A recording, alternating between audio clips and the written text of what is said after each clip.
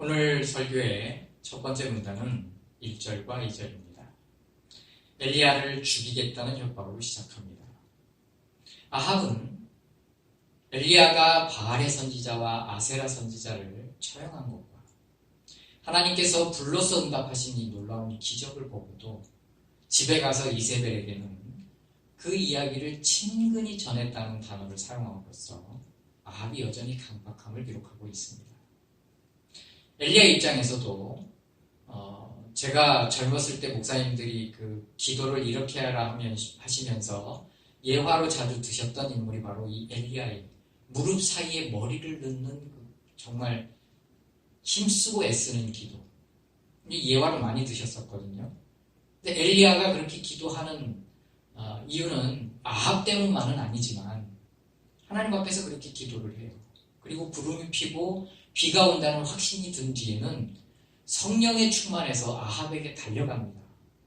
왜 갔냐면 비를 피하도록 마차를 준비하라고 친절을 베풀기 위해서 간 겁니다. 근데 아합은 여전히 강팍해요. 아무 소용이 없었던 거예요, 그 친절이.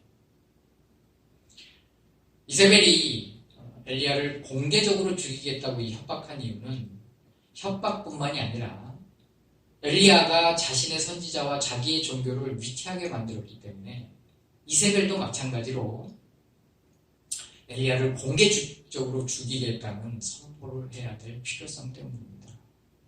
그런데 엘리야가 이렇게까지 반응할 줄은 아마 이세벨도 몰랐을 겁니다. 엘리야는 급격하게 방황하고 급격하게 좌절하고 급격하게 실망합니다. 이것이 두 번째 문단인데 3절과 4절이 두 번째 문단입니다. 그러면 두 번째 문단에서 말하고 있는 건 뭐냐면 엘리야의 실망감이에요. 엘리야의 좌절감이에요. 먼저 가볍게 실망감부터 보면 우리는 18장에 등장하는 오바다에 대해서 생각해 봐야 합니다. 오바다는 50명씩 하나님의 선지자들을 숨겨서 먹을 것을 공급한 인물입니다. 엘리야는 때가 되었기 때문에 아합에게 자신을 보이기 위해서 오바다에게 말을 전합니다. 오바다는 엘리야에게 이렇게 말합니다. 만약에 약속하시고 안 나오시면 제 목숨을 위태합니다. 내가 이런 선한 일을 한 것을 듣지 않으셨습니까? 근데 이 사건이 왜 실망감과 연결이 되냐면 대결의 장소인 갈멜산에서 엘리야는 분명히 자신도 숨어 지냈고 자기처럼 숨어 지낸 사람들이 100명이 있다는 걸 물론 들었을 수도 있지만 그때 처음 들었을 수도 있거든요. 어쨌거나 자기와 함께 이 우상의 선지자들과 대결할 때 100명 다는 아니더라도 반도 아니더라도 그래도 몇 명은 와서 함께 싸울 거라고 생각을 했을 것 같아요. 근데 아무도 나오지 않았어요. 그래서 그건 실망감이에요. 근데 무엇이 좌절감이냐면 첫 번째는 아합이 이 모든 기적을 보면 회개하고 엘리야와 함께 이스라엘을 하나님의 나라로 만들어가는 일에 동역할 줄 알았어요. 근데 아합은 수많은 기적을 보고도 그 많은 친절을 보고도 여전히 강박함을 그대로 갖고 있는 거예요. 그런데 그것도 괜찮습니다. 엘리야가 정말 힘들었던 본심은 하나님께서 그 현실을 변화시키지 않는, 움직이시지 않으시는, 까마귀를 통해서도 순종하고 과부집에 사는 것도 순종하고 그건 엘리야 성품과 맞지 않거든요. 갈멜산에서 이 목숨건 대결에도 이렇게 했음에도 하나님은 그 많은 순종의 시간을 움직이지 않으심으로 침묵하심으로 엘리야는 좌절하게 되는 겁니다. 세 번째 문단은 5절부터 8절까지 그것은 엘리야의 심신이 완전히 에너지가 다 고갈된 상태입니다.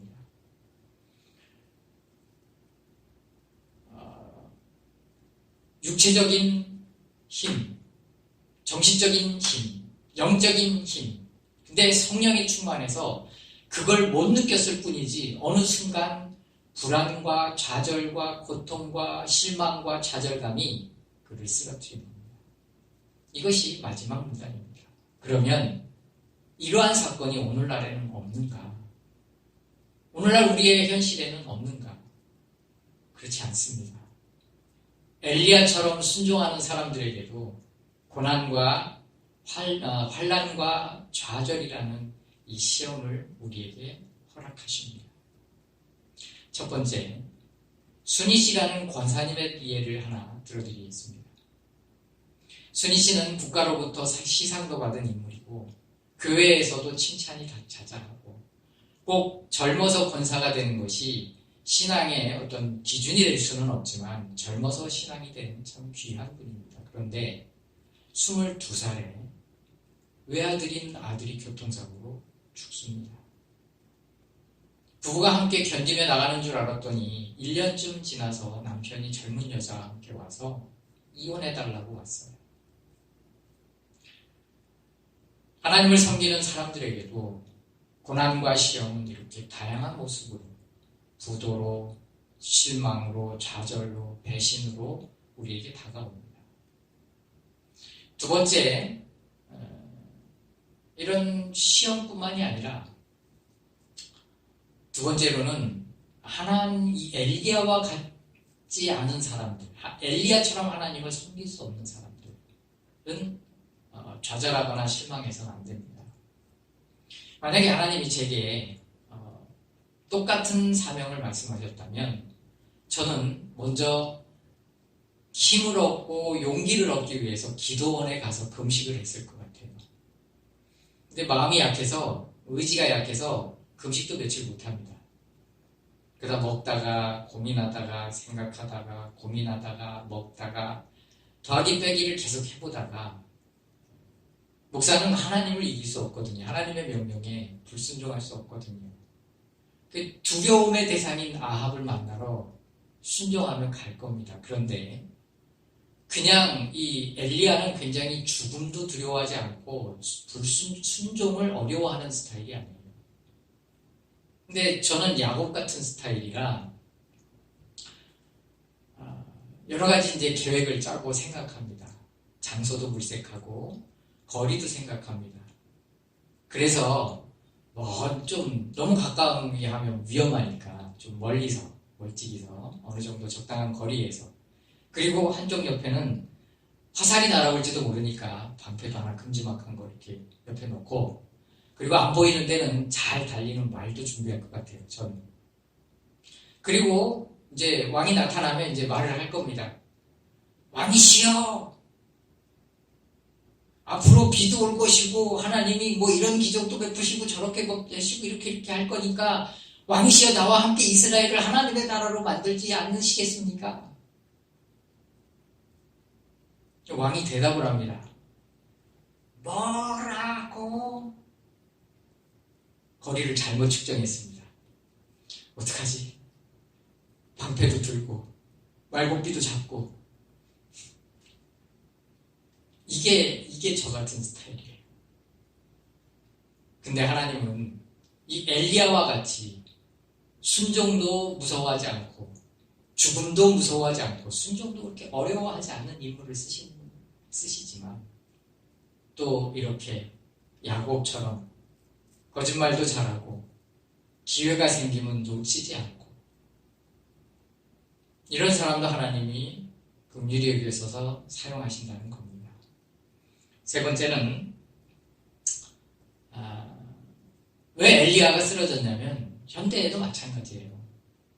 이거를 함몰 운동이라고 하는데요. 요즘 우리나라에도 가끔 이 도로가 뭐 미국이나 그런 데의 함몰 운동이와 다르지만 미국 같은 데에도 고속도로에 함몰 운동이가 생기는데 우리처럼 이렇게 조그만하게 생기는 게 아니고요. 어마어마하게 크게 주저앉습니다. 근데 지하수가 고갈돼서 그래요.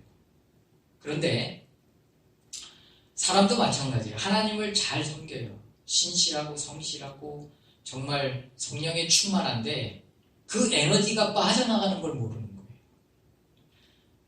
성실한 기독교인들도 뭐가 문제가 있냐면 바빠요. 근데 바쁘게 사는 건 좋은데 대부분 바쁜 사람들을 보면 우선순위가 없어요. 그리고 그 바쁜 이유를 가만히 보면 아무 쓸모없는 것에 바빠요. 그래서 우리가 첫 번째는 우선순위를 정하고 살아야 돼요. 그리고 성령에 충만한 것도 좋지만 잘 먹고 잘 자고 잘 쉬는 것도 필요합니다. 여러분, 성령에 충만하면 그 성령의 충만함이 육체와 정신적인 것을 회복시킬 수 있습니다.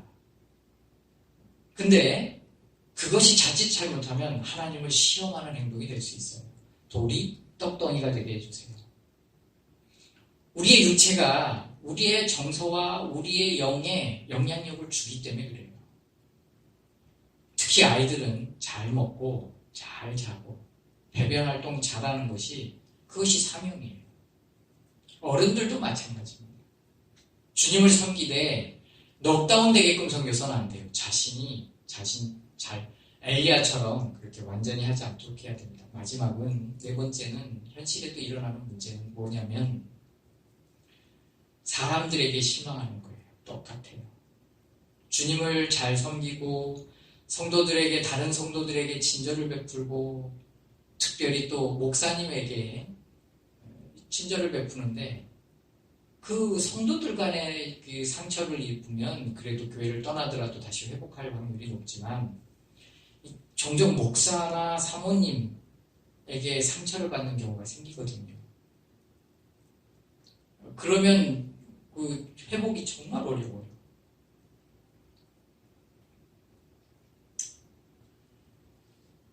여러분, 사람은 목사도 그렇습니다만 사람은 좋은 사람이 있고 정의로운 사람이 있는데 둘이 꼭 같은 거는 아닐 수 있어요. 아합은 원래 아합이기 때문에 피해를 덜 줘요. 엘리야가 아합을 믿은 건 다른 각도고요. 이 각도는 원래 악한 사람은 피해를 덜 줘요. 그런데 본인도 좋은 사람이라고 생각하고 그리고 실제로 좋은 사람이고 그런데 정의롭지 못한 걸 본인이 모를 때 그는 피해를 더 크게 주거든요. 우리가 살아가면서 사람을 의지해서는 안 되고요. 사람을 믿어서도 안 돼요. 물론 우리가 사람을 믿지 못하면 어떻게 살아가겠습니까? 여러분이 목사를 안 믿으면 누구를 믿겠어요? 우리가 해야 될 것은 사람 안에는 정의롭지 못한 부분도 있을 수 있다는 걸 우리는 알아야 되고 사람은 사랑의 대상이지 신뢰의 대상이 아니라는 걸 항상 마음에 새겨야 합니다. 그러면 오늘 본문의 문제를 한번 짚고 넘어가 보겠습니다. 첫 번째, 엘리야는 어떻게 했어야 하는가? 첫 번째를 보기 전에 먼저 이 본문에서 엘리야가 부엘세바에 도착해서는 사활을 두고 혼자 걸어갑니다. 성경 주석은 거기서부터 시내산까지는 열흘 정도의 거리랍니다. 그런데 엘리야는 40일을 가죠. 그런 많은 생각을 하고 갈 것 같습니다. 여러 가지 생각도 정리되고 그리고 갑니다. 그런데 이 부엘세바는 하나님을 만났던 모세가 하나님을 만났던 시내산으로 가는 길목이랍니다. 그러니까 여기를 들어섰다는 건 시내산으로 가려고 작정을 했다는 겁니다. 하나님께 따지러 가는 거예요. 실망감에 대해서, 좌절감에 대해서 왜 그래야 했는지. 성경은 왜라는 질문이 나올 때 답이 코앞에 와 있는 경우가 많습니다. 욥도 왜 내가 이런 고난을 당해야 됐나요? 또 모세도 왜 제가 가야 합니까? 야곱도 왜 요셉이 죽어야 했습니까? 물론 그걸 직접적으로 성경에 거론한 건 없지만 특별히 야곱은 자기 그 가족들이 다 굶어 죽게 생긴 이 기근을 만났을 때 하나님이 하시는 우리는 성경 전체를 알지만 하나님이 하시는 섭리를 그는 잘 몰랐을 거예요. 애굽에 요셉을 만나러 가족들이 가야 되는 것, 그 섭리는 모르잖아요. 그러니까 왜 죽어야만 했는가? 왜 하나님은 거기에 대해서 침묵하시고 아무런 지켜주심이 없었는가? 그런데 우리가 신앙생활을 하면서 하나님께 왜라는 질문을 할 때 답이 코앞에 있는 경우가 많이 있습니다. 첫 번째, 엘리야가 어떻게 써야 되는가? 성경 시편에 있는 146편에 있는 말씀처럼 방백들을 의지하지 말며 도울 힘이 없는 인생도 의지하지 말지. 그가 당일에 죽으면 그가 계획했던 도모가 아무 쓸모가 없어진다. 그는 사람을 의지해서는 안 됐습니다. 그런데 어떻게 생각해서 그랬는지 모르지만 아합이라는 왕이 변화돼서 엘리야와 함께 이스라엘을 하나님의 나라로 만들어가는 것은 참 상당히 매력적인 겁니다. 그리고 그가 절대 권력을 갖고 있기 때문에 그렇게 되면 모든 일이 진행되리라고 생각을 했던 거예요. 그런데 그게 착각인 거예요. 때로는 홀로 그 길을 가야 합니다. 제가 복음성가 중에 좋아하는 것 중에 하나가 저 멀리 배는 시온성입니다. 가사에는 홀로 걷는다는 내용은 없지만 그 가사를 보면 그 그림을 사파를 넣었던 분도 보면 혼자 그 길을 가요. 빈들이나 사막에서 이 몸이 고날지라도 오 내 주 예수 날 사랑하사 날 지켜주시리. 참 외로움이 느껴지는, 때로는 누구를 의지하고 가는 것보다는 하나님만을 의지하고 그 길을 걸어가야 할 필요성이 있습니다. 두 번째는 엘리야가 취해야 했던 자세는 하나님의 사랑과 하나님의 계획을 의심해서는 안 되었던 겁니다. 여러분, 엘리야의 문제를 베드로의 이야기로 한번 풀어볼까 합니다. 어떤 면에서는 엘리야와 베드로는 같은 상황이었습니다. 베드로는 주님이 부활하시고 나타나셨지만 베드로는 촛불이 닿지 않는 어두운 저 끝에 있습니다. 예수님을 부인했기 때문에서인지 모르지만 예수님의 얼굴도 보지 못하고요. 슬슬 피하고 있습니다. 그때 예수님은 도마를 꾸짖습니다. 그리고 격려하십니다. 그런데 베드로에게는 우중도 안 하시고 말씀도 안 하시고 눈길조차 주지 않으십니다. 베드로는 자신이 잘못한 것도 있고 자기가 이거밖에 안 된다는 것도 있고 그래서 그랬는지 하나님이 부탁하신 사명을 포기하고 갈릴리 바다에 가서 고기를 잡습니다. 고기를 잡을 때 어쨌거나 회의를 하고 예수님은 그에게 그 아침에 떡과 물고기를 주시지요. 조반을 주셨다고 성경은 기록하고 있습니다. 이 부분을 설명할 수는 없지만 우리가 생각하는 우리의 필요와 주님이 생각하시는 우리의 필요는 다릅니다. 그분은 섬세하고 그분은 사랑이십니다. 사명을 회복하는 그 자리에서 한 끼 굶는다고 그래도 새 힘이 솟을 텐데 엘리야에게 똑같이 먹이고 이렇게 먼저 먹이십니다. 우리의 육체부터 생각해 주신다면 다시 제자리로 와서 그때 그는 사명을 회복하지요. 여기서 우리가 기억해야 할 것은 베드로가 왜 갈릴리로 갔느냐. 베드로의 생각은 하나님의 계획과 하나님의 사랑은 끝났다라고 생각했던 거예요. 그런데 그 자리에서 확인한 건 뭐냐면 베드로의 생각이 변했을 뿐이지 예수님의 계획과 예수님의 사랑은 변함이 없었어요. 그리고 주님은 베드로에게 다시 그 사명을 의탁하십니다. 엘리야도 마찬가지입니다. 엘리야도 이것을 하나님의 사랑과 하나님의 계획이 끝났다라고 생각해서는 안 되었던 겁니다. 성경은 나는 못난 놈입니다. 나는 내 조상 그 단어가 우리나라 요즘 말로 표현하면 나는 못난 놈이다라는 번역을 할 수 있는 단어거든요. 베드로도 똑같은 거예요.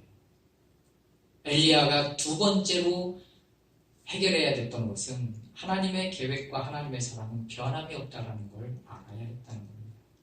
세 번째는 마지막으로 새로운 사명을 보는 겁니다. 베드로가 받은 것이 새로운 사명이 아니지만 새롭게 출발했던 것처럼 엘리야도 마찬가지예요. 아합이 아니고 하나님과 함께 이스라엘을 하나님의 나라로 건국하는 거예요. 먼저 작정하고 출발해서 40일 만에 시내산에 도착합니다. 그리고 모세가 하나님을 만났던 것처럼 엘리야도 하나님을 만납니다. 하나님의 임재를 경험합니다. 그런데 하나님의 임재가 불, 바람, 지진, 기근, 이것은 엘리야의 사명이거든요. 엘리야의 사역이거든요. 근데 그 가운데는 주님이 부재하신 것 같은 느낌이 드는 거예요. 오히려 그가 처음 느꼈던 세미한 음성을 통해서 그는 감격하게 되고 눈물을 흘리게 되고 하나님을 만나게 됩니다. 성경은 엘리야에게 다른 사명을 부여했거나 베드로처럼 내 양을 먹이라고 다시 사람 낚는 어부가 되라는 말은 가서 내 양을 치라는 이런 말씀은 성경은 기록되어 있지 않지만 이 사건 이후에 엘리야는 바알에게 무릎 꿇지 않는 7,000명을 찾아 온 이스라엘의 선지 동산을 세우기 시작합니다. 성경은 이 사건 이전의 사건들은 굉장히 드라마틱하게 기록하고 있습니다.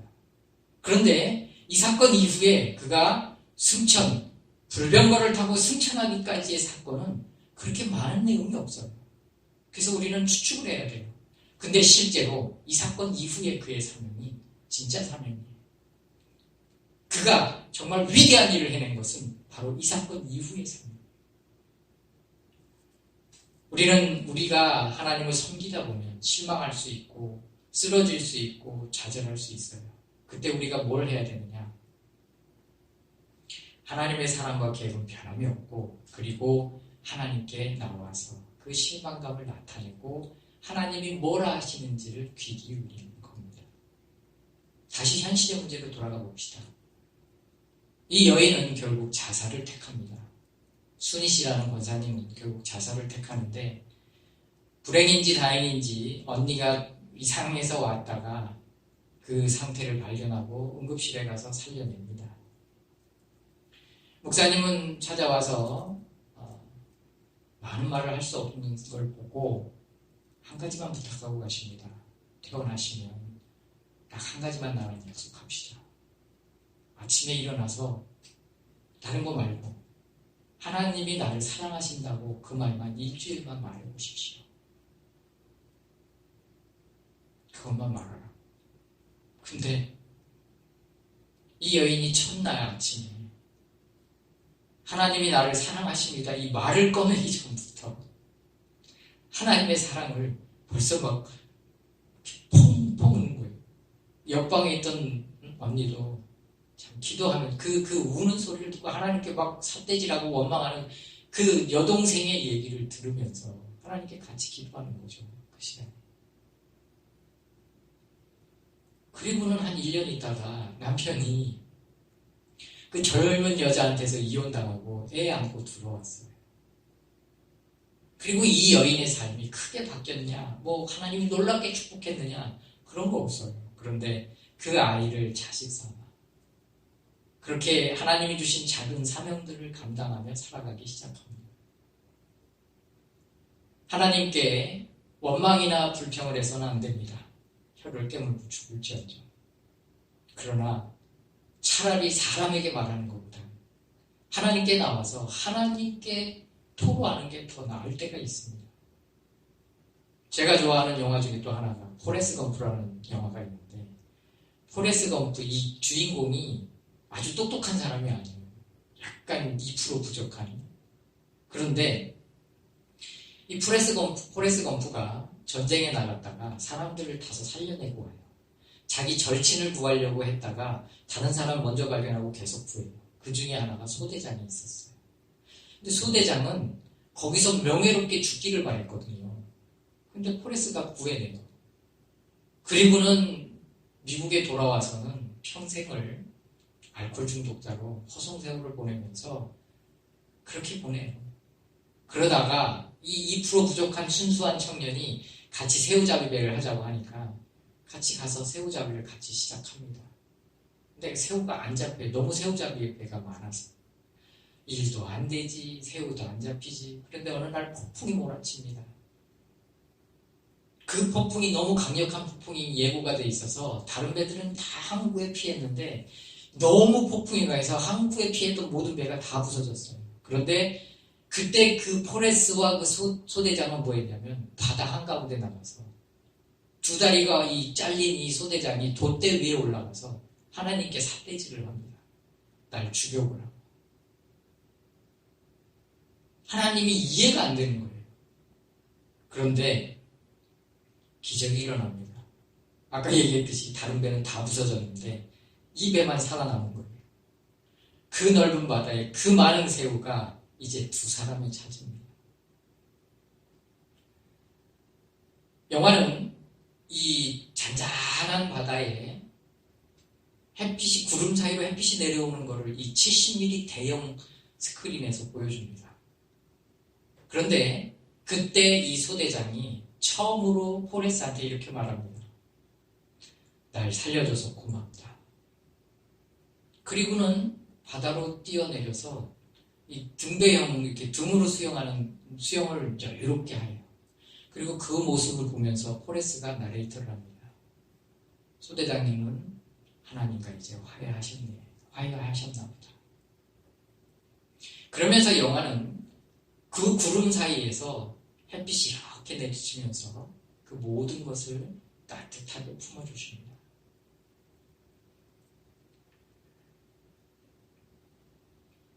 결론을 맺겠습니다.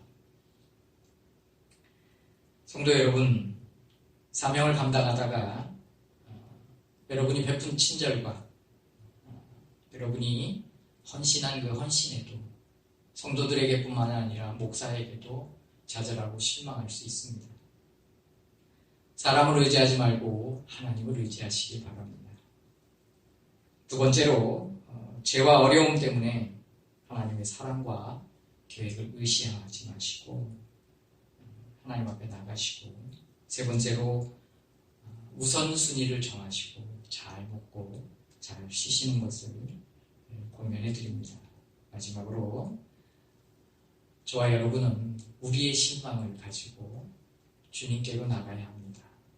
사람에게 말하지 말고 하나님께 말을 한다면 하나님은 저 멀리 배는 쉬운 송으로 가는 그 여정을 여전히 우리를 초대하십니다. 우리의 사명은 끝난 것이 아닙니다. 우리의 사명은 끝난 것이 아니고 멈춘 것도 아니고 하나님의 사랑과 계획이 바뀐 것도 아닙니다. 그분이 우리를 사랑하십니다.